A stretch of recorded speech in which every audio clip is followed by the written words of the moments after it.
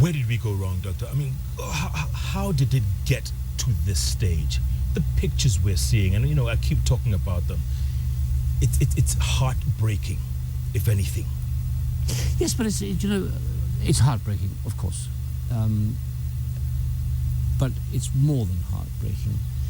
It's very bad for the country. We cannot afford to become known as a place where wildlife is not valued. We are so dependent on tourism, so dependent on tourism. We will be for years, even if we have oil in every county. Tourism is a long-term mainstay for employment, for the agricultural sector, for the informal sector, for the banking sector. And if we have more and more animals killed, sooner or later people are going to say that's not a good destination to go to. We're just going to see dead animals, and we're going to see people in the parks with guns as opposed to binoculars. We're going to see an unfriendly state. And poaching of wildlife is obviously worrying foreigners who come here as tourists. But we have our own children, we have grandchildren, we will have great-grandchildren. Why shouldn't they enjoy what tourists are coming to see today? They'll be gone. Yeah, speaking of children, Doctor, there's other people who are saying, look, if we can't even protect our own, when gunmen walk into a church and there's a little 1-year-old with a bullet in his head, if the country cannot protect its own people, why bother about wildlife? Well, I think we should bother about both, and I think the attacks on society by fundamentalists and criminals is shocking, and it must be stopped. It's not so easy to stop. I mean, terrorism is a much harder battle than stopping poaching. Terrorists can merge back into the community. Poachers carrying 6 elephant tusks can't. A rhino horn isn't something you can put in your pocket. It's much easier to deal with the poaching. It's much easier to deal with information that is going out on a commercial basis. I mean, a lot of this fundamentalism is based on the perception of what the religion allows them to do. Probably not true, but that's how they're treating it. These poachers are not getting support from anybody. And it should be much easier to get intelligence. Spying on a poacher or reporting on a poacher is a very different thing from getting into trouble with your religious leaders because you're opposing what some people are saying is the word of God or the interpretation of the Quran. Yeah. Look, Pejeta, a place where probably one of the most highly secured parks in the country. Rhinos were slaughtered just literally the other day. And the poachers disappeared without a trace within minutes. How? I mean, are we that helpless? We seem to be, but we shouldn't be. I mean, you talk about Old Pejeta and Old Jogi. What about Nairobi National Park? On the flight path to the main runway, a rhino was slaughtered with bullets, 21 bullets put down on a rhino.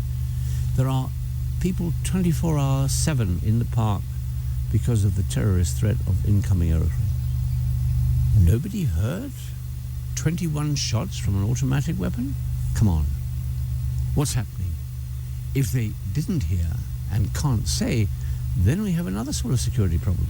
And yeah, correct, we do. And this only goes to show that there are forces within the services that are complicit in this. I don't think there's any question at all. And not everything is out in the public, and I'm not in a position to say so. But there's absolutely no question in my mind that there are rogue elements in all society, in all organizations. KWS has rogue elements that are benefiting from poaching, benefiting from stock in the park, benefiting from the destruction of forests and trees. But this is not hundreds of thousands of people, it's a handful. And with a disciplined, open, fair, constitutionally regulated service, it should be possible to stop it. I know it's possible to stop it. We did stop it. It could be stopped again.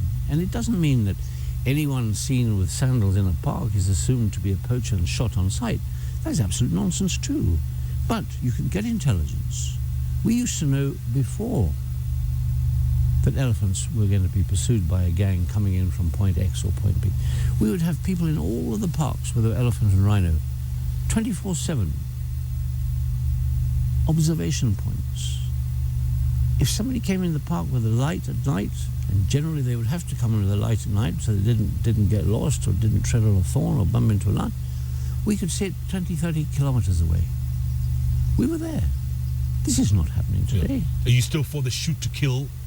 No, I'm not. I think a live poacher is so much more useful than a dead one. He or she can tell you who he's working with. You can work in different ways with them. You don't have to torture them. You can show them that they can plea bargain, and you can get some very useful information to break this network. I never thought shoot to kill was a good policy, and we didn't practice it. Mind you, if we were shot at, we shot back. Mm-hmm.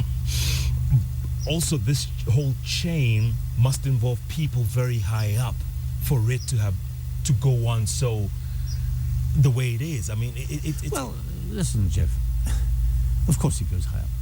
When you say high up, are you talking about the pinnacle?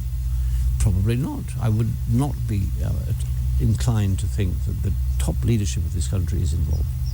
But there are people well above the level of a senior warden in the political field and in the commercial field.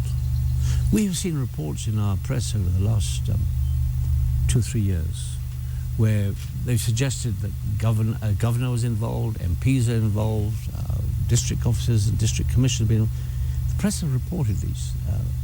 I have never read of the arrest, investigation and prosecution.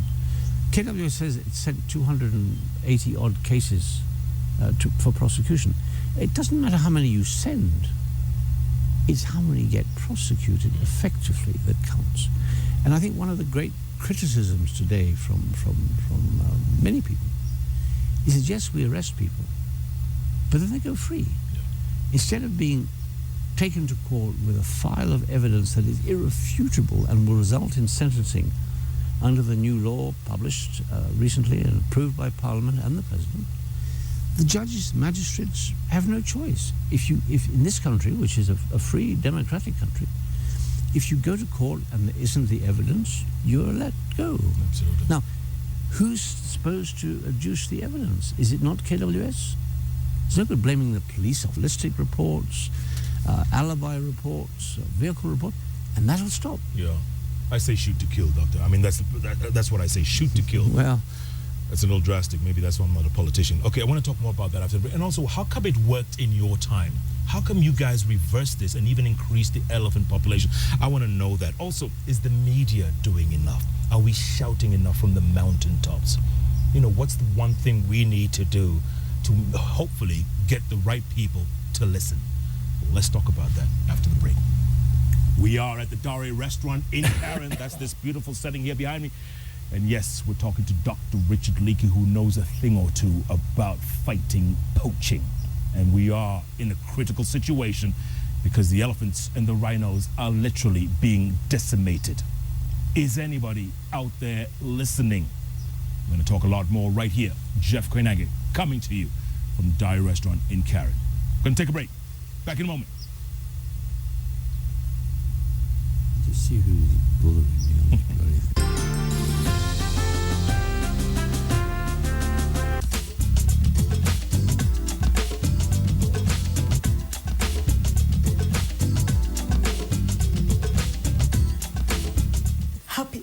It does it all. Saves you time and money. Happy is coming to your city next.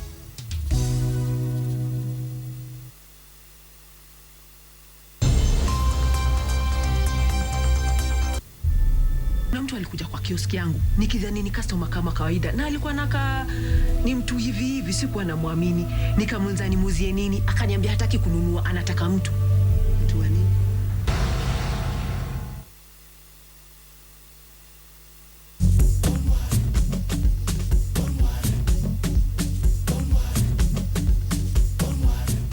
Would you go to the gym? How many babies do you have outside there? What gift will you get me? Is it your phone or our phone? I'll do it only when I feel like. Why don't I do that? I'll do it. I wouldn't give myself heart attack. A guy should have like 2 wives. Do you save money or spend? What is your idea of true love? I can spoil myself. Being my best friend. A quarter is spending. Holding you like this, all those fairy tales I'm full of it.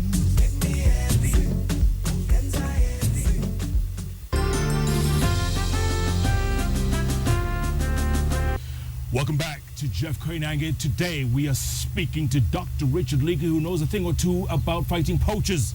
We're talking about poaching and we're talking about corruption, and you know the two are related. Doctor, look, how come things worked in your time? Well, I think they could have worked better, but I think we made a big dent on it. And I think I had a very loyal staff, and any misdemeanor was dealt with. There was no question of, you can't do that to me because I know somebody who can do something to you. There was no question of, let's share this and we'll all get a bit. It was a completely honest, clean, transparent system put in place from every level. Anyone who deviated from that was dealt with in accordance with the rules and regulations of the organization. That has changed dramatically now. I think the recruitment policy has changed. People are getting jobs there who probably weren't the right material for the job that they're being given. There are all sorts of problems. And, you know, I'm really not in a position after so many years to know exactly what it is. But I think transparency is a big issue. I take, for example, I just want to touch on this very briefly because it bothers me. The director of KWS yesterday said that they had 1,081 rhino. Mr. Director, we are talking about Kenyan rhino, which is one species, Diceros bicornis. You're talking about rhino collectively. There are over 400 what they call white rhino, Ceratotherium. White rhino are like Dorper sheep. They were imported from South Africa. There are no white rhino indigenous to Kenya and haven't been for well over 1,500 years. So when we say we've got over 1,000 rhino, we actually have about 600 black rhino by his figures, and I would dispute whether we even have that. Now, if in a country that had over 20,000 black rhino in the early 70s, we're now down to, let's be generous, 600, and poaching is taking place at the level that we're seeing, it cannot last. There may be some rhino left, but are they viable as a breeding herd? Are they viable as a breeding population? And there's no good saying we have 1,081 rhino. It's irrelevant. The question is, are they our rhino? Are they indigenous to this country? Or are they animals that we've imported from somewhere else that never lived in Kenya anyway? There's a tweet here from Jim Cario. He says, please have the director tell us what needs to be done. What's the one thing that needs to be done to save these treasures? Well, I'm not the director. I think he's giving you... Thank you. I think he's recalling the past. Thank you. I think we need to get, at least on an interim basis, a fresh empty room to start to rebuild in. I think the current management administration should step aside and let a new team come in and check what's happening. There is currently a task force going on the country talking to all sorts of people about what's happening in wildlife. It should make its report known in about a month's time. Let's hear what they say. Let us get to the bottom of this with facts, but don't let's ask the leopard to look after the sheep for us when we know he's already eaten some. Yeah. Look, the new laws. So far we've seen one foreigner, Chinese, jailed for how many years? Was it like 20 years? About 20 years. Is that going to be a deterrent?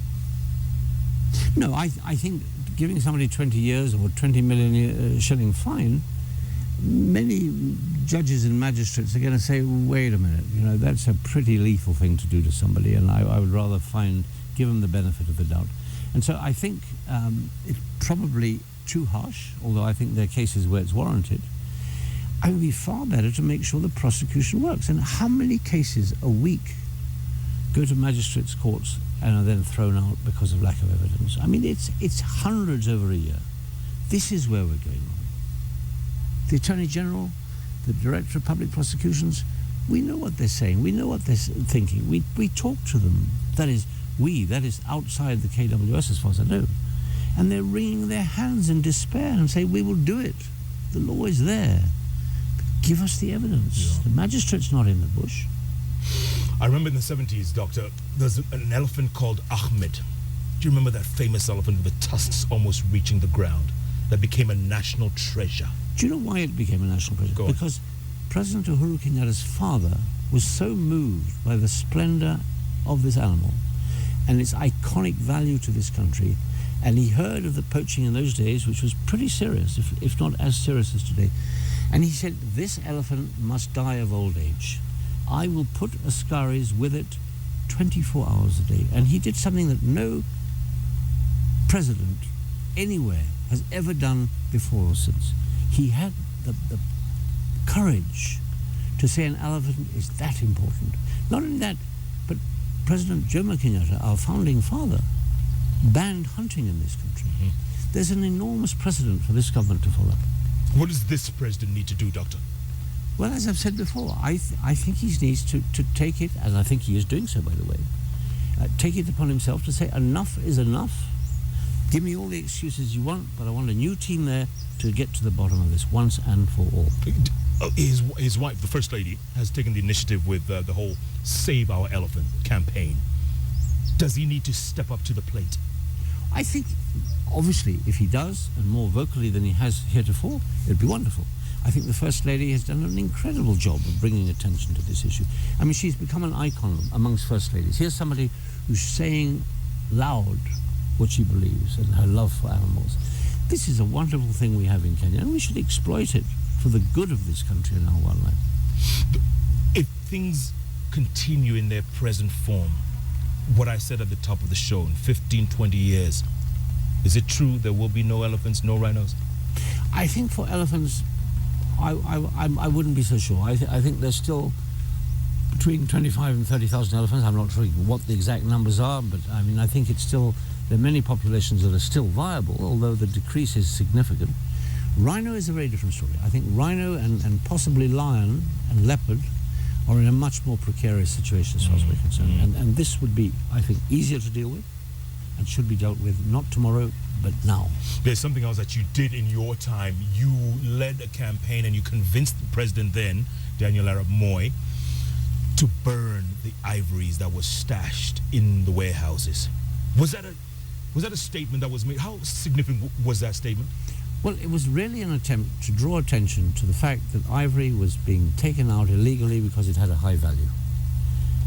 Our idea was, let's say ivory is worthless. Let us just destroy it, write it off the books and say it's worth nothing. We had 12, 13 tons of ivory at that time.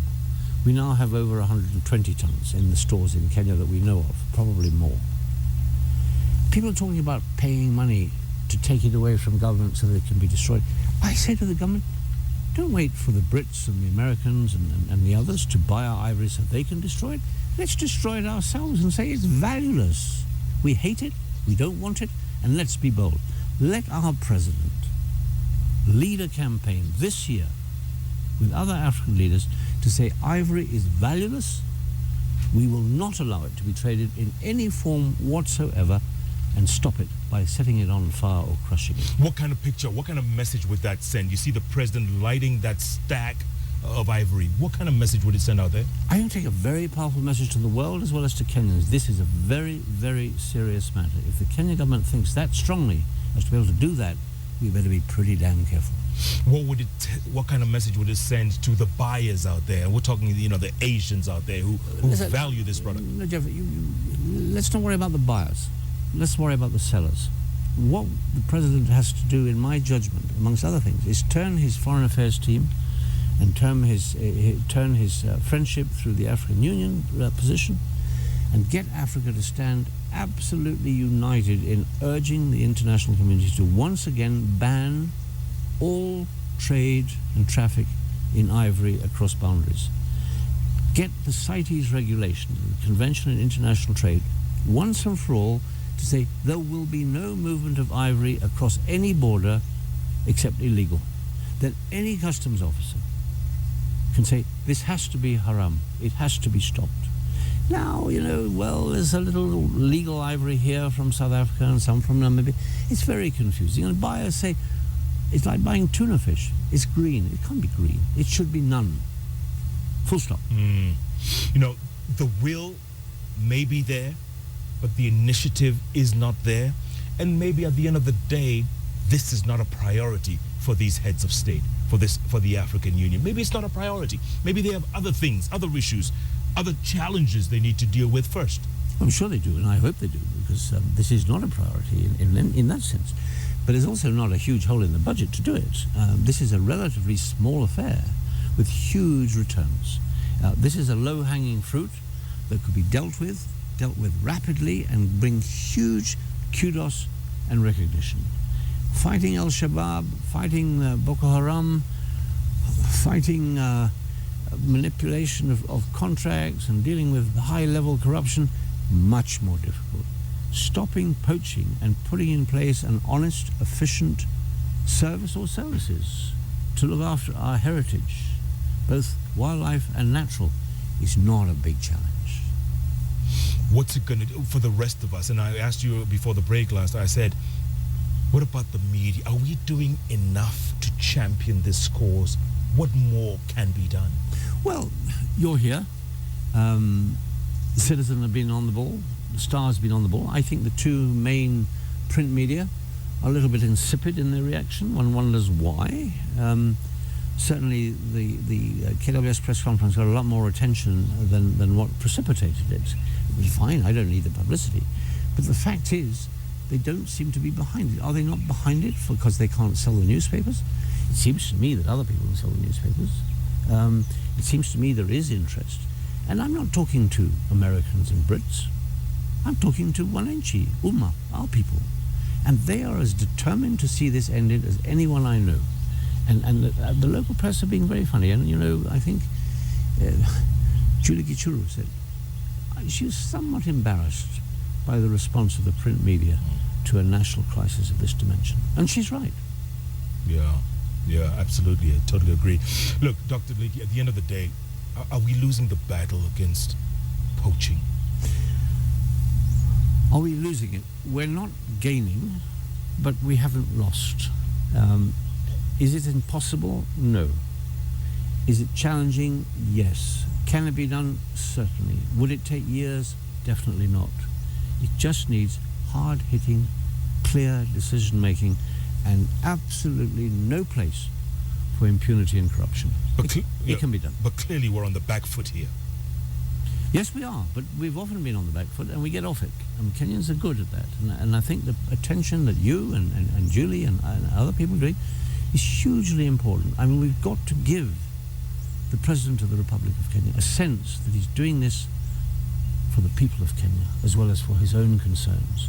I think we will see shortly, I hope we'll see shortly, a response from the House. I think the parliamentarians of this country, both the national parliament and at other levels, are going to be critical.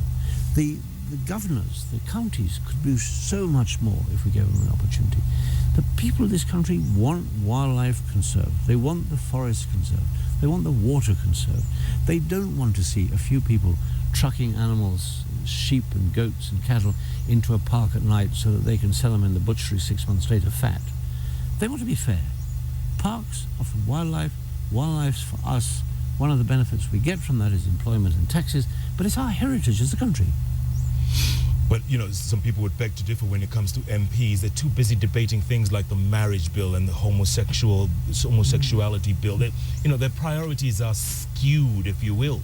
Well, listen, I have my own views on the marriage bill and homosexuality bill and all of that. I'm sure we'd be on the same page. But the point is, there's some very responsible and good members of Parliament. And I believe, from what I hear, that you're going to see Parliament come out loud and clear that this poaching nonsense and the inability of the authority to deal with it has got to come to fruition. It's got to be dealt with now. But what's going to be the camel that breaks you all's back? Because you have been at this for decades. But what's it going to take? Is it 10 elephants slaughtered in, a park nearby that, what's it going to take? What's that one incident? Because we're getting there really, really quickly. These poachers are driving us against the wall. I think it's got to be evidence of people's concern. And I think this is why I think the media is so important. We stopped hunting the youth of this country in 1977. The Wildlife Clubs of Kenya put together a petition of several 100,000 signatures. We marched the first peaceful demonstration in the streets of Nairobi to close down hunting in the curio shops. We took the petition to the minister, who gave it to President Kenyatta. Within 3 months, hunting of all forms was banned in this country, and that was a direct result of public pressure from Kenyan youth. I believe it could be done again. I believe the youth, of whom I include myself, should be able to say enough is enough. Whoever you are in government, do something. We must stop this. You know, governments respond to public pressure. Yeah. And arrests have to be made? Big time arrest. I mean, some big name. Oh, not just arrests, but jail sentences. I mean, we arrest lots of people, but the people who are the drivers of this, the agents, the middlemen and the traders, of which there are not very many. I mean, I think we've talked about 20 or 30 before, and you know, yes, I know some of them, but I don't have an investigations department or security department to look after me, and I'll end up in court tomorrow charged with this or that if I don't have my facts straight. Yeah. These charges should be leveled by the authority, not by me. If I know, surely they know. Speaking of charges, Doug, I want to talk this after the break. I want to talk about the big C, corruption, still alive and kicking in this country. A year into this administration, and there are scandals that make Goldenberg and Anglo Leasing look like some cakewalk. Let's talk about that, because you were ahead at one point. Dr. Richard Leakey, I tell you, this is a conversation we all need to have. Let's keep tweeting. My handle is @Koinange Jeff. The hashtag is JKL. Let's talk.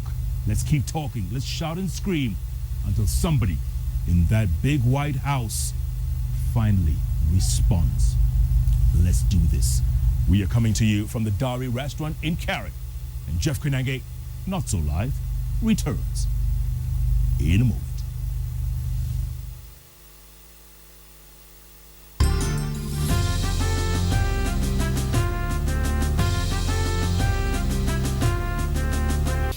And welcome back to Jeff Koinange. Today we are not so live because we are talking with Dr. Richard Leakey, a candid conversation with a man who not only ran the Kenya Wildlife Services in his time, but was also head of the Civil Service, secretary to the cabinet.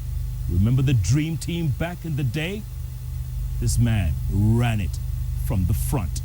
And there are issues we have to talk about, whether you like it or not, whether those folks like it or not. We're going to keep talking till somebody responds. Dr. Leakey, the big C, corruption. Goodness, these days, look, I'll get to the standard gauge, which is itself a mess. The latest is the laptop tender scandal. A company was approved, Olive Technologies, they got the approval, and then somehow somebody slipped in 1.4 billion shillings like nobody was going to notice. And they thought they were going to get away with it. I mean, is it that blatant? I'm afraid it is, yes, and I think it is quite extraordinary, and I do not know why it is so difficult to deal with this. It could be because the officers charged with the investigations are powerless. Perhaps there's interference. Where's it coming from? Do we want to lay everything at the feet of the president? I think that would be very unfair. I don't think any man has the time to deal with every case that comes up. But there are people around him and around elsewhere who clearly are protecting the crooks and getting something back from it. And, you know, I know the president feels very frustrated that everything he tries to do, we pull him back and say, no, that's corrupt.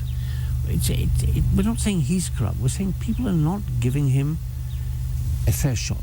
They are ruining his ideas. They're undermining his authority by linking him and his office to things that he may not have had anything whatsoever to do with. And I think in his case, I still feel that he's made a bold start. He clearly believes in fighting this evil. He clearly believes in fighting the poaching evil. We've just got to give him the help to do it. But he also admitted himself that in his very own office, there's massive corruption going on. His own office. Well, yes, he would have to admit it because it's there. We all know it's there. And I don't know. All I can tell you is that at times, when I was Secretary of the Cabinet, it was extremely difficult to get support where I needed it to do certain things.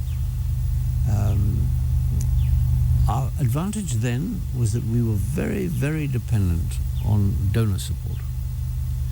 And the donors had been persuaded that they should no longer support us unless the IMF were happy with what we were doing. The IMF were persuaded by things we were doing that we were on the right track to get this right. The president doesn't have that sort of leverage anymore. And unfortunately, and I say unfortunately, with the discovery of rich oil in the north, there's a sense now, well, even if the donors withdraw, we're going to have so much money anyway, soon it'll be all right. Yeah. It's not the case. We cannot function the way we're functioning. And corruption is a real issue. And I know, I was at State House recently. Corruption worries the president enormously. But he wants to get it right. He wants to get the real guys behind it. And they're hidden. They're hidden. The buck has to stop somewhere, Dr. It has to stop somewhere. And he has to take the bull by the horns. No question it has to stop it. He's the guy to stop it. And that's what I'm saying about elephants and rhino. I mean, he's the only guy who has the complete authority to put his foot down. Yes, we have a much more constraining constitution in terms of dictatorship and dictates from the head of state. But he still has the influence and the power to get things done. He's got some good people with him. But he's obviously got some people around him who are not that good. And one wonders how to break it. I don't have a solution to this. I'm appalled by what's happening. Shocked by what's happening. Do you think they have no respect for him when someone doctors a tender and adds 1.4 billion? Is that, that's like no respect for your job or your boss or your country? It's just literally greed. Of course it's greed. And I don't think those sort of people have any respect for him whatsoever. And I think it's shameful. I think you said you didn't want to talk about standard gauge. I don't either because of the financial side of it. I'm not competent. I hear what people say. But the question I would have, here is a contract worth a great deal of money that puts a railway line and the rail reserve through Africa's third largest national park. I have never seen an environmental impact assessment. I have never heard of a town hall meeting where the people of Kenya are consulted. And I've never heard of an explanation as to why the existing rail reserve, which is a quarter of a mile wide, half a mile wide in many places, why aren't we travelling on that one? We wouldn't have to compensate anywhere. It's as straight a line as you're going to get because the people who built that railway weren't rushed with money. They went a direct line. Why are we using another line, separate completely, through a national park with no environmental impact? And I would wager to say, I wonder whether the Constitution and the law has been followed. There is a thing called a Board of Trustees that is the sovereign body concerning management of wildlife and national parks. Was the Board of Trustees ever consulted? Is there a minute and a resolution that those 8 or 10 men and women on that board, legally appointed under the Constitution, were ever consulted and gave their accession to this action? Or is it something that went behind their heads or under their seats? I want to know, and I have a right to know. So do you. Well, maybe some money has been poured somewhere, and that's why so many people are so silent. But let's ask. We want to know, and we're not suggesting that the president himself has got a bad idea.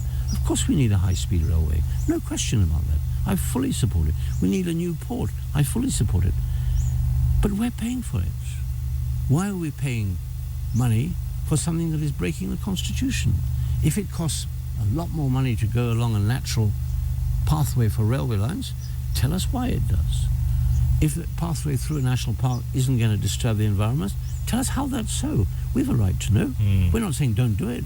We're saying tell us why you think you should do it there, not here. Dr. Ari, I think at the end of the day, Kenyans are very law-abiding. If you make arrests, if you parade big names in front of the media, people will stand back and they'll think twice about making that next billion. Don't we need to do that? Make those arrests, drag those people in front of the cameras, in front of the courts, slam them in the jail and lock the key and throw it away. Yes, I do think so, for sure.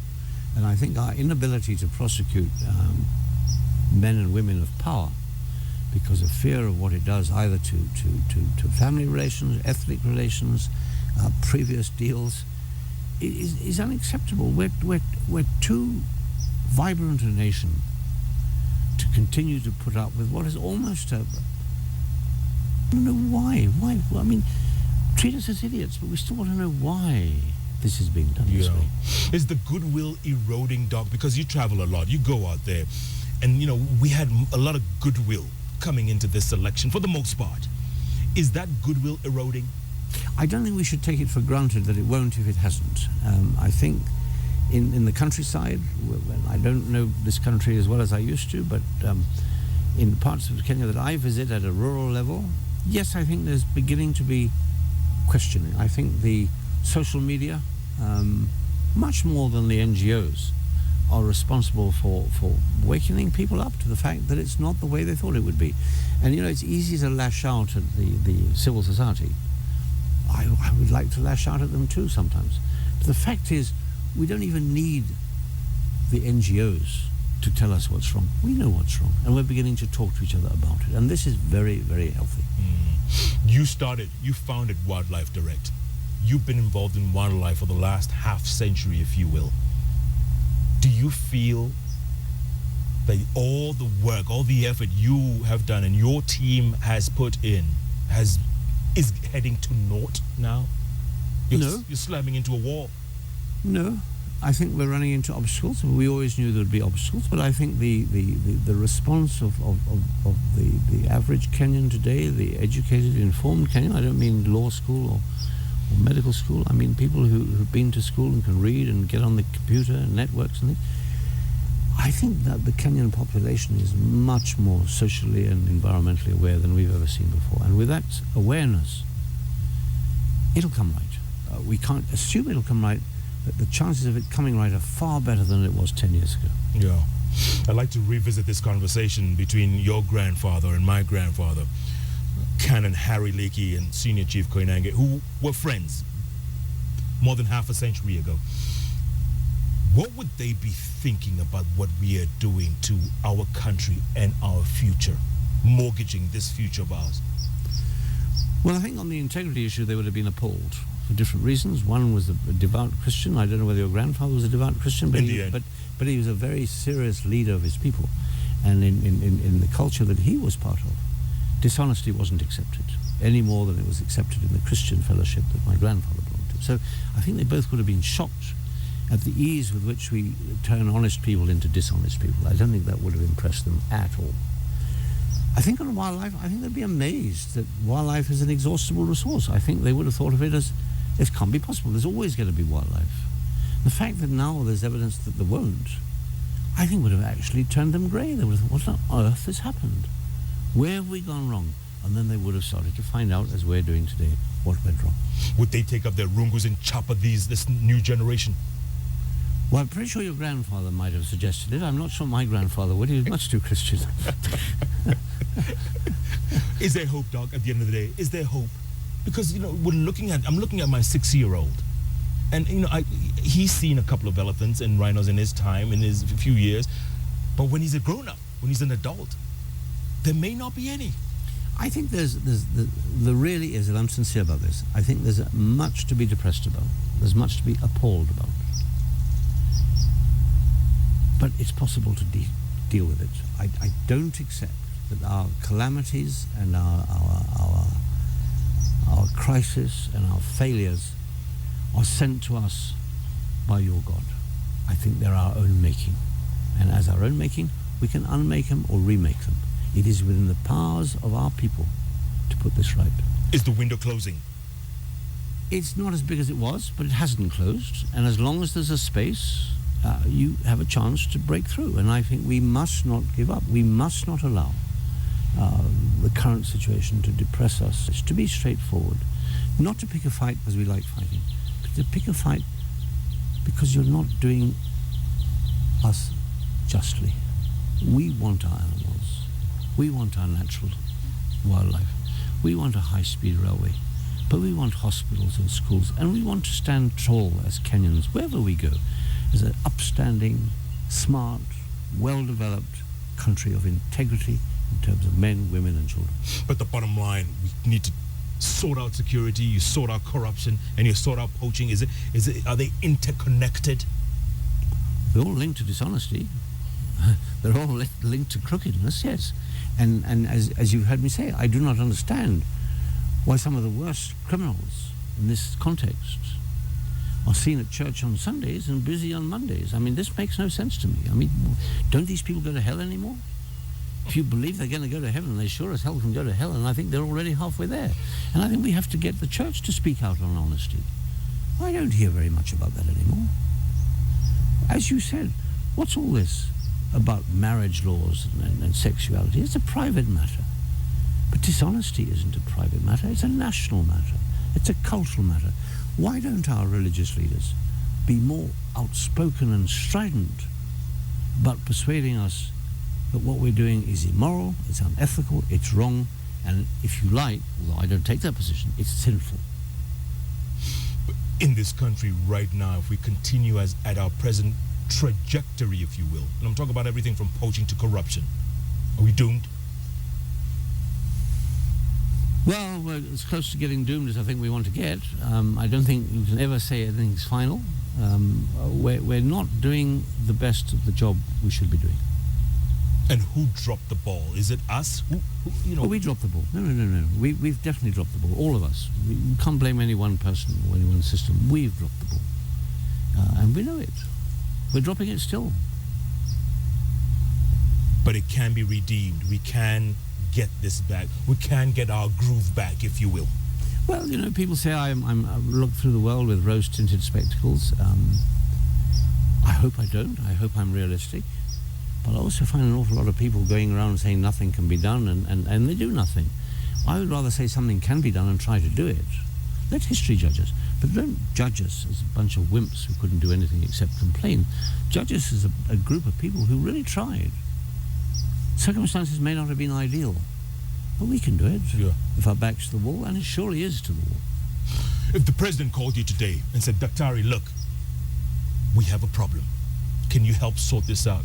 Do you have the energy? Do you have the legs, pardon the pun, to do it? Can you do it? Will you take up that challenge? Well, he hasn't called me, and I'm not sure that he will. But to reassure him and everyone else, I won't run away from responsibility if I'm asked to take it on. You would do it? I'll do something. But if it's genuinely wanted, yes. Yeah. But you have to deal with KWS. Why? Can you sort it out? We don't have to deal with KWS. I have to deal with the existing organization that calls it KWS. KWS is a good organization. They're good men and women. They're brave men and women. They're people who give their lives. I honor that organization. I would do anything to help that organization. It's just the bad eggs I won't do much for except kick them. Yeah, but at the end of the day, we're losing this war. I mean, let's face it, we're losing it. If press conferences like the ones are being given by KWS... Well, listen, I'm not a reader of history, and I'm not old enough to remember the days, but, you know, in history we read about the World War II and the Germans and the British fighting it to the last inch. And I've read many times where Hitler was said, we've got them, they're finished, we're going to overtake and invade Britain. And Hitler, who had no planes and no troops left, said, the hell you are. As long as there's one of us left, you've got a fight on your hands. And he won. And I say the same thing. Don't give up. People used to say, you'll never get the British out of Kenya. They're stuck like leeches. Well, they went. People said the Boer government, apartheid people, would never give away. It's anti-communist, it's you know, Christianity that they're fighting for. The hell they are. They've gone. Mandela took over. Others have taken over from him. It's a rainbow nation. People were giving up. People were fleeing. People were saying it can't be done. Those people are beasts. They're miserable. They're rotten.